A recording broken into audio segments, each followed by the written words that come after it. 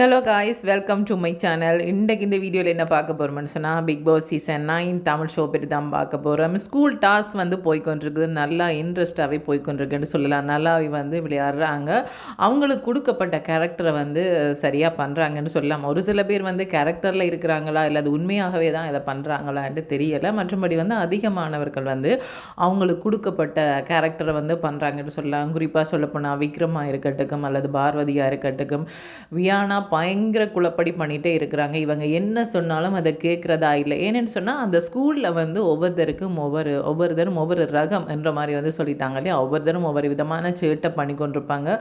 அவங்கள வந்து திருத்துறதுக்கே அவங்களுக்கு நேரம் ஆகிடும். அந்த மாதிரி தான் வந்து அவங்களோட செயற்பாடுகள் வந்து இருக்கும். அதனால் என்ன பண்ணுவாங்கன்னு சொன்னால், அங்கே இருக்கிற ஏதாவது ஒரு பொருட்களை வந்து எடுத்து ஒழிச்சு வைப்பாங்க. இதுக்கு முன்னாடி என்ன பண்ணாங்கன்னு சொன்னால், பிரின்சிபல் இந்த பேண்டை வந்து எடுத்து ஒழிச்சு வச்சுட்டாங்க. அவங்க வந்து லுங்கி கட்டிட்டு வந்திருந்தாங்க. இன்றைய தினம் என்ன பண்ணியிருக்கிறாங்கன்னு சொன்னால், பார்வதியோட வந்து சாரி எடுத்து ஒழிச்சு வச்சுட்டாங்க. அவங்க சாரி கட்டிட்டு தான் வருவாங்க. அவங்க வார்டன் இல்லையா, அவங்க சாரி கட்டிட்டு தான் வருவாங்க. அவங்க அந்த சாரி எடுத்து ஒழிச்சு வச்சுட்டாங்க. இவங்க வந்து தேடி பார்க்குறாங்க, எங்கேயுமே இல்லை. கேட்க அவங்களுக்கு ஒரு மாதிரி இருந்துருக்கு போல இருக்குது. அது மட்டும் இல்லாமல் வந்து பார்வதிக்கு கண்டென்ட் என்ன சொல்லி கொடுக்கவா வேணும்னு தேவையே இல்லை. அவங்களுக்கு ஒரு சின்ன க்ளூ கிடைச்சாலே போதும், அதை வச்சே பெரிய பிரச்சனை ஆக்கிடுவாங்க. அப்படி இருக்கும்போது அவங்க அந்த சாரியை வந்து கொடுக்கல, எங்கே சாரி தேடி எடுத்து தாங்கன்ற மாதிரி அவங்க கேட்கவும் இல்லை. ஏன்னு சொன்னால், ஸ்டூடெண்ட்டை கொண்டு வேலை வாங்கக்கூடாதுன்ற மாதிரியான ஒரு விஷயம் இருக்கோ தெரியல. அந்த மாதிரி அவங்க கேட்கவும் இல்லை. அவங்க சும்மா கேட்டிருக்கலாம், தன்னுடைய சாரியை காணையில் யாராவது எடுத்தீங்களா, நேற்று பிரின்சிபல் இந்த பேண்ட் எடுத்து ஒழிச்சு வச்ச மாதிரி சாரியை முடுத்து ஒழிச்சு வச்சுக்கிறீங்களா, அப்படி எடுத்து ஒழிச்சு வச்சுருந்தா தாங்கன்ற மாதிரி வந்து கேட்டிருக்கலாம். ஏன்னு சொன்னால், அவங்க வச்ச இடத்துல காணையிலேன்னு சொன்னால் இவங்க யாரோ தானே எடுத்திருக்கிறாங்க. ஆனால் அவங்க வந்து கேட்கல. அவங்க என்ன சொல்கிறாங்கன்னு சொன்னால், நான் அப்படி வந்து வாரது, நான் வந்து இந்த மாதிரி மாடர்ன் ட்ரெஸ் ஒன்றை போட்டுட்டு வர முடியுமா, அந்த மாதிரி வர முடியாது தானே, நான் சாரியில் தானே வரணும், நான் எனக்கு சாரியோட வர தான் பிடிச்சிருக்கு. ஆனால் அந்த சாரி எடுத்து ஒழிச்சு வச்சுட்டாங்க, எனக்கு கேட்குறதுக்கு ஒரு மாதிரி இருக்குன்னு சொல்லும்போது விக்ரம் என்ன சொல்கிறாங்கன்னு சொன்னால், இதில் என்ன வைக்கப்படுறதுக்கு இருக்குது, நேற்று நாங்கள் பேண்ட் எடுத்து ஒழிச்சு விளையாடையிலையா, அதே மாதிரி வந்து சாரியை காணையிலேன்னு கேட்டால் கொடுத்துட போகிறோம். அது மட்டும் இல்லாமல் சும்மா உங்களுக்கு ஃபன்னாக ஏதாவது வேலையை சொல்லிவிட்டு நீங்கள் அதை பண்ணினோன்னு வந்து அதை தந்துட்டு போகிற மாதிரி என்ன இருக்குன்னு சொல்லும்போது, இல்லை நீங்கள் இந்த விஷயத்துல எல்லாம் விளையாடக்கூடாது, எல்லாமே ஒரு லிமிட் இருக்குது. அவங்க வந்து லுங்கி கட்டிட்டு வந்த மாதிரி இவங்க இந்த சாரி எடுத்து ஒழிச்சிட்டு வந்தால் இவங்க என்ன ட்ரெஸ் போட்டுட்டு வருவாங்கன்ற மாதிரி தான் நீங்கள் நினச்சிருக்கிறீங்கன்னு சொல்லும்போது, இல்லை நாங்கள் எல்லாம் அப்படியெல்லாம் நினைக்கல, நீங்கள் வந்து ஒரு ஃபன்னாக இதை நினச்சா ஃபன்னாக இந்த டாஸ்க்கை கொண்டு போகலாம், நீங்கள் அதை வந்து வேறு விதமாக கொண்டு போகிறீங்கன்னு சொல்லும்போது, பார்வதி வந்து ஸ்டார்ட் பண்ணிட்டாங்க தானே. பார்வதிக்கு வந்து அப்படியா நீங்கள் இந்த மாதிரி சொல்கிறீங்களா, சரி சொறி என்னட்டு போகக்கூடிய ஆள் இல்லை பார்வதி. அவங்க என்ன பண்ணுறாங்கன்னு சொன்னால் அழுகிறாங்க. இன்னும் இவங்க இப்படியெல்லாம் பண்ணுறாங்க என்ற மாதிரி வந்து அழுகிறாங்க. கனி வந்து அதை கேட்டுக்கொண்டிருக்கிறாங்க. அங்கே இருக்கிறவங்களுக்கு புரியலைன்னு சொன்னால், ஒவ்வொரு நாளும் ஒவ்வொரு பொருளை எடுத்து ஒழிச்சு வச்சுட்டு தான் இருக்கிறாங்க. இந்த ஸ்கூல் டாஸ்கில் ஸ்கூல் பெல்லை எடுத்து ஒழிச்சு வச்சாங்க. அதே மாதிரி வந்து அவங்கள்ட ஷூ, அதே மாதிரி வந்து அவங்கள்ட அமித்தோட ஷூவை வந்து எல்லாம் ஒழிச்சு வச்சுட்டாங்க. அவங்க வேறு ஷூவை போட்டுட்டு தான் வந்து நேற்றைய தினம் வந்து கிளாஸ் எடுக்கவே போயிருப்பாங்க. அவங்க வந்து காலெல்லாம் வலிக்குது, என்னுடைய ஷூவை கொடுங்கன்ற மாதிரி வந்து சொல்லியிருந்தாங்க. என்ன சொன்னால், வேறு உயரத்தில் இருக்கிற ஷூவை போட்டுட்டு நடக்கும்போது நடக்கிறதுக்கும் கஷ்டமாக இருக்கும். அவங்க வந்து தன்னுடைய ஷூவை தாங்கன்ற மாதிரி வந்து சொல்லும்போது, வியானா தான் அதை எடுத்து ஒழிச்சு வச்சுருந்தாங்க. அது பெரிய இஷ்யூவாக கூட போச்சுது. வியானா என்ன இப்படியெல்லாம் பண்ண முடியுமா என்று சொல்லி அவங்களுக்கு ஒரு பனிஷ்மெண்ட் கொடுக்குற மாதிரி கூட போச்சுது. என்ன சொன்னால், அவங்க ஒரு இந்த மாதிரி குழப்படிகள் செய்யக்கூடிய ஸ்டூடெண்டாக தான் அவங்களுக்கு கேரக்டர் கொடுக்கப்பட்டிருக்கு போல இருக்குது. அதனால அவங்க வந்து பண்ணிகிட்ருக்குறாங்களாக்கும். ஆனால் அதிகமாக அங்கே யார் பண்ணுறாங்கன்னு சொன்னால் வியானா தான் அப்படி பண்ணிகிட்ருக்குறாங்க. இப்படி இருக்கும்போது இவங்க வந்து தன்னுடைய சாரியை காணையில்ன்ற மாதிரி வந்து சொல்லி அழுதுட்டுருக்குறாங்க. இந்த மாதிரி ஒரு பிரச்சனை போய்கொண்டிருக்குது. இதை வந்து அமித்துக்கு வந்து விக்ரம் சொல்கிறாங்க, நாங்கள் ஒன்றும் வேணுமெண்டு பண்ணல, ஒரு ஃபன்னாக தான் பண்ணியிருந்தோம். அவங்கள்ட்ட சாரியை கேட்டால் கொடுத்துருப்போம், இல்லைன்னு சொன்னால் ஏதாவது அவங்களும் ஃபன்னாக எடுத்திருந்தா அதை இன்னுமே கொஞ்சம் தூரம் கொஞ்சம் அவங்களுக்கு ஏதாவது சொல்லி அவங்கள மற்ற மாதிரி ஏதாவது இல்லை நாங்கள் எடுக்கலை அந்த மாதிரியெல்லாம் சொல்லிவிட்டு கடைசியில் வந்து கொடுத்துருப்போம். ஆனால் அவங்க இதை சீரியஸாக இதுக்கு எடுக்கணுமன்ற மாதிரி வந்து ஒரு விஷயம் வந்து போய்கொண்டிருக்குது. இன்னொரு விஷயம் என்னென்னு சொன்னால், பிக் பாஸ் வந்து ஒரு லெட்டர் ஒன்று அனுப்பியிருக்கிறாங்க. பிக் பாஸ் அந்த ஸ்கூலுக்கு அனுப்பினாங்களா அல்லது வந்து வார்டனுக்கு அந்த ஹாஸ்டலுக்கு அனுப்பினாங்களா என்னென்னு தெரியல. ஒரு லெட்டர் ஒன்று வருது. அது வந்து வியானாண்ட கையில் வந்து கிடைச்சிடுது. வியானா அதை என்ன பண்ணுறாங்கன்னு சொன்னால் அதை வாசித்து பார்த்துட்டு அந்த லெட்டரை வந்து கிழிச்சு போட்டுட்டாங்க. எல்லாருமே கேட்குறாங்க, எதுக்கு கிழிச்சு போட்டு அதில் என்ன இருக்குது, நாங்களெல்லாம் பார்க்க வேண்டாமா, இது வந்து ஒரு பேப்பர் ரெண்டு நினச்சி நான் வந்து கிழிச்சிட்டேன் தப்பு தான்னு சொல்லும்போது, என்ன இது ஒரு பேப்பர் ரெண்டு நினச்சி கிழிச்சேன்னு சொல்கிறேன், இதுக்கு இதிலையெல்லாம் வியானா விளையாடக்கூடாது, விளையாடுறதுக்கும் ஒரு லிமிட் இருக்குது, இது வந்து பிக் பாஸ் வந்து அனுப்பின லெட்டர், அது வந்து முக்கியமானது, அதையெல்லாம் நீங்கள் கிழிக்கக்கூடாது இல்லைன்னு சொல்லும்போது, இவங்க அதை வச்சே வந்து தனக்கு ஏதாவது பிரச்சனை ஆகிடாலுமன்ட்டு அவங்க வந்து ஏதோ எழுதுகிறாங்க. எழுதிட்டு கேமராவுக்கு முன்னால் வந்து காட்டுறாங்க. அதாவது வந்து சாரி சொல்கிறாங்க போல இருக்கு, நான் வேணுமென்று பண்ணலை, தெரியாமல் தான் வந்து பண்ணிட்டேன், மற்ற விஷயங்களெல்லாம் தெரிஞ்சே தான் வேணுமென்று தான் பண்ணேன், இந்த விஷயம் வந்து நான் வேணுமென்று பண்ணலை, வந்து தெரியாமல் பண்ணிட்டேன்ற மாதிரி வந்து சொல்கிறாங்க. ஏன்னு சொன்னால் பிக் பாஸ்கிட்ட இருந்து வந்த அந்த லெட்டரை வந்து கிழிச்சா அது வேறு மாதிரி பிரச்சனை ஆகும். ஏன்னு சொன்னால் இது வந்து இவங்களுக்கு கிழிக்கிறதுக்கு அனுமதி கொடுக்கல. அந்த ஸ்கூலுக்குள்ள அவங்க சேட்டைகள் பண்ணலாமே ஒழிய பிக் பாஸ்கிட்ட இருந்து வர லெட்டரோ அவங்கள்ட்ட இருந்து கொடுக்குற டாஸ்க்லேயோ இல்லை அவங்கள்ட்ட இருந்து கொடுக்குற பொருட்களையோ இந்த மாதிரியான பிரச்சனைகள் இவங்க பண்ணக்கூடாது. எல்லாத்துக்குமே ஒரு லிமிட் இருக்குது. அவங்களுக்கு வந்து அந்த வார்டனாக இருக்கட்டும், இல்லை பிரின்சிபலாக இருக்கட்டும், இல்லை டீச்சராக இருக்கட்டும், இவங்களை எப்படி வந்து இவங்களோட குலப்படிகளை வந்து நிறுத்துறது, இவங்களோட அட்டகாசங்களை எப்படி நிறுத்துறதுன்ற அளவுக்கு இவங்க வந்து அந்த ஸ்கூலுக்குள்ளே ஏதாவது சின்ன சின்ன குலப்படிகளை செய்யலாம் போல் இருக்குது. மற்றபடி பிக் பாஸ் அனுப்புகிற லெட்டர் அது இல்லாமல் வந்து கிழிக்கிறதுக்கோ அல்லது கொடுக்குற பொருளை உடைக்கிறதுக்கோ இவங்களுக்கு அந்த மாதிரி கொடுக்கப்படையில. அதனால தான் இவங்க வந்து சொல்லி ஒரு லெட்டர் மாதிரி ஒன்று எழுதி கேமராவுக்கு முன்னால் காட்டுறாங்க. இந்த மாதிரி ஒரு விஷயம் வந்து போய்கொண்டிருக்குது. இன்னும் ஒரு விஷயம் என்னென்னு சொன்னால், மொட்டை கடுதாசி ஒன்று போட்டிருக்கிறாங்க. அதுவும் வந்து வியானா தான் பண்ணியிருக்கிறாங்களோ தெரியல. என்ன சொன்னால் வியானா எப்போ பார்த்தாலும் ஏதாவது எழுதிட்டே தான் இருப்பாங்க. அவங்க என்ன பண்ணுறாங்கன்னு சொன்னால் மொட்டை கடுதாசி போட்டிருக்கிறாங்க, போட்டிருக்காங்க. அவங்க தான் அதிகமாக வந்து லெட்டர் மாதிரி எழுதிட்டே இருப்பாங்க. அவங்க தான் எழுதுறதை காட்டிகிட்டு இருப்பாங்க. மற்றவங்க யாராவது எழுதினாங்களா தெரியல. ஒருவேளை வந்து வினோத் எழுதினாங்களா இல்லை அது வந்து சுவீட்ஸா எழுதினாங்களா தெரியலை. ஒரு மொட்டை கடுதாசி ஒன்று வருது வார்டனுக்கு. அதாவது வந்து இவங்க வந்து கிச்சனில் வந்து கூடுதலாக வந்து சமைச்சிட்டு இருப்பாங்க.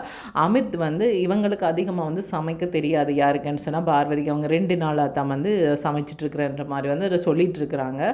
அதனால் பெருசாக தனக்கு சமைய தெரியாதுன்ற மாதிரியும் சொல்கிறாங்க. அது மட்டும் இல்லாமல் ஏதோ கடலை மாவை வச்சு அவங்க ஒரு ரெசிபி ஒன்று பண்ணுறாங்க. கடலை மாவை வந்து கரைச்சிட்டு அதுக்குள்ளே அந்த பாத்திரத்துக்குள்ளே போடுறதுக்கு பதிலாக என்னென்னு சொன்னால் அது நல்லா ஹீட்டாக இருக்குது, அதுக்குள்ளே போடுறதுக்கு பதிலாக அவங்க அப்படியே அந்த பேக்கெட்டோடைய வந்து கொட்டிட்டாங்க. அதில் வந்து அது வந்து சின்ன சின்ன பபிள்ஸ் மாதிரியெல்லாம் இருக்குது. அதை வந்து முதலே கரைச்சிட்டெல்லாம் நீங்கள் வந்து கொட்டணும், எதுக்கு இப்படி வந்து அதுக்குள்ளே போட்டிங்கன்ற மாதிரி வந்து கேட்குறாங்க. கேட்கும்போது தான் சொல்கிறாங்க, நான் வந்து பெருசாக எனக்கு சமைச்சு பழக்கம் இல்லை, இப்போ தான் வந்து நான் சமைக்கிறேன், அதனால் சின்ன சின்ன தவறுகள் வர்றதுக்கு வாய்ப்பு இருக்குது, கொஞ்சம் வந்து காரத்தை கூட போட்டுடுவேன், இந்த மாதிரி ஏதாவது கொஞ்சம் கூட குறைய போட்டுடுவேன்ற மாதிரி வந்து அவங்க சொல்கிறாங்க.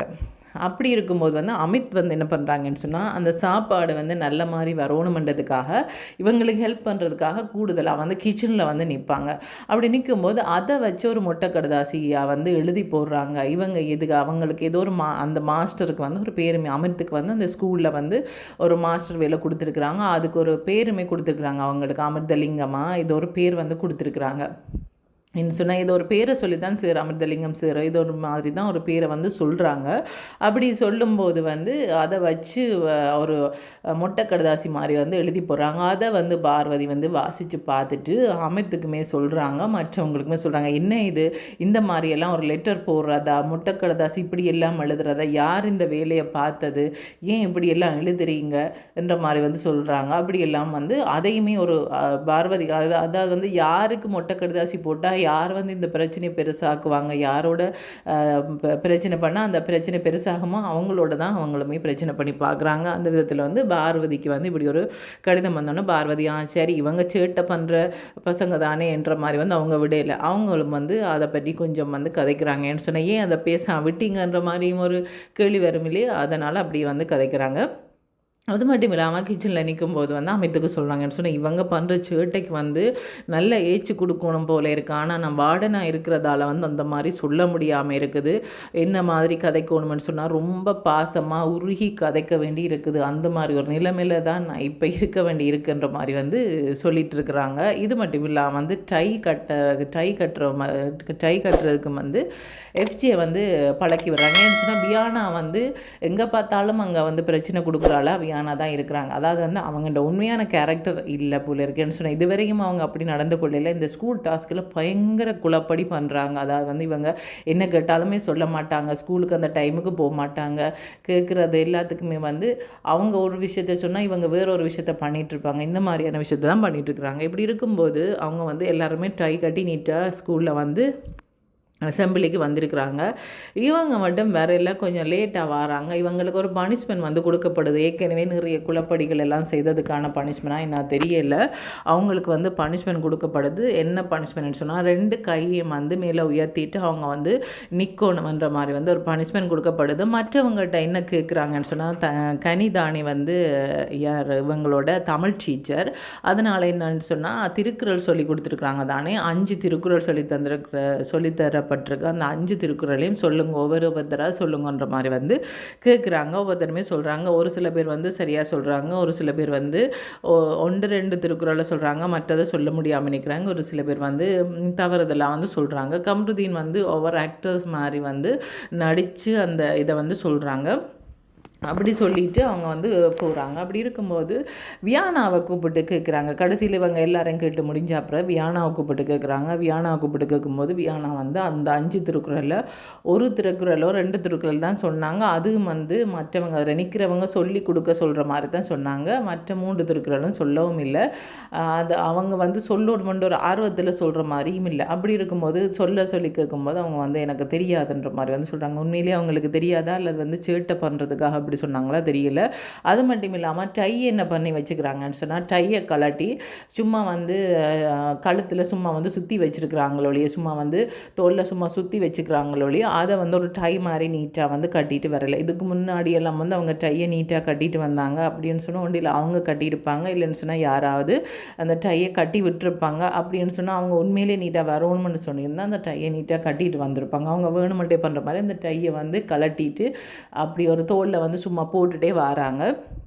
அப்படி வரும்போது வந்து டை வந்து கட்ட தெரியாதான்னு சொல்லும்போது அவங்க வந்து இல்லைன்ற மாதிரி வந்து சொல்கிறாங்க. அதுக்கப்புறமா எஃப்ஜி என்ன பண்ணுறாங்கன்னு சொன்னால் அவங்கள்ட்ட டையை வாங்கிட்டு எல்லாரையும் வந்து லிவிங் ஏரியாவில் வந்து உட்கார வச்சுட்டு, அதாவது ஸ்டூடெண்ட்ஸ் எல்லாரையும் உட்கார வச்சுட்டு அவங்க வந்து டை எப்படி கட்டுறதுன்ற வந்து பழக்கிறாங்கன்னு சொன்னால் அந்த ஸ்கூலுக்கு எல்லாருமே டை கட்டிட்டு தான் வரணும்.